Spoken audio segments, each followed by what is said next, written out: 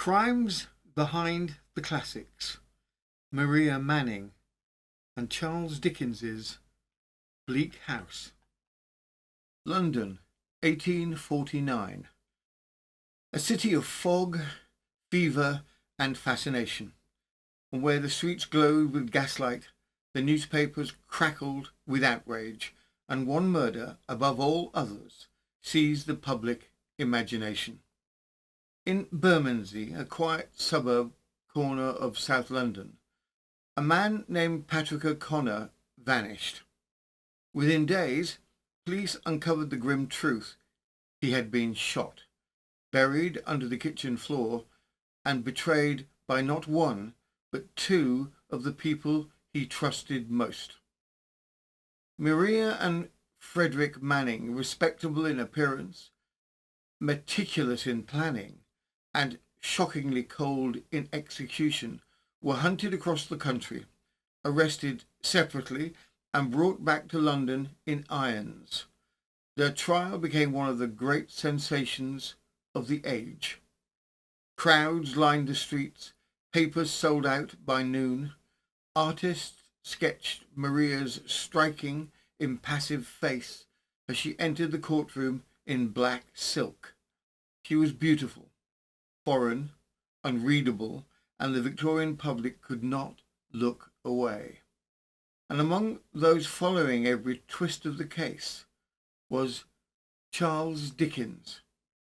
He attended the trial in person, taking notes, fuming at the crowd's spectators who treated the proceedings like theatre. He wrote bitterly about the crowds who pushed and shouted, desperate to see the Bermondsey murderess, as though she were a curiosity rather than a woman on trial for her life. Yet, despite his moral outrage, something about Maria Manning stayed with him. Her poise, her self-possession, the unnerving calm with which she faced judgment. Dickens disliked her intensely, but he could not forget her. Because beneath the noise and spectacle, the Mannings had revealed something Dickens found far more compelling. Victorian respectability was a fragile thing, and behind the polished façade of servants and households, dangerous secrets could thrive. And so, in the quiet of his study, Dickens transformed Maria Manning to something far more enduring than a newspaper headline.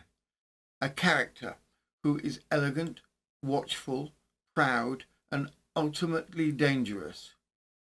Hortense, the French lady's maid of Bleak House.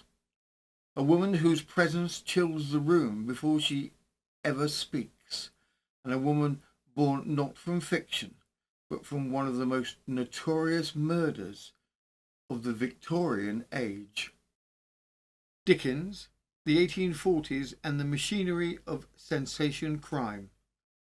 To understand how Maria Manning became Hortense, we need to step back into London in the 1840s, a decade when crime was not merely reported, but performed for the public.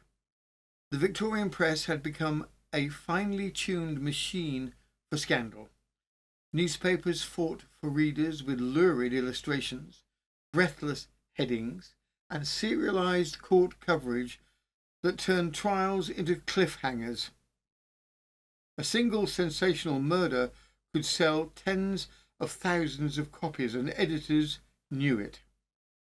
And Londoners, from clerks to aristocrats, devoured every word.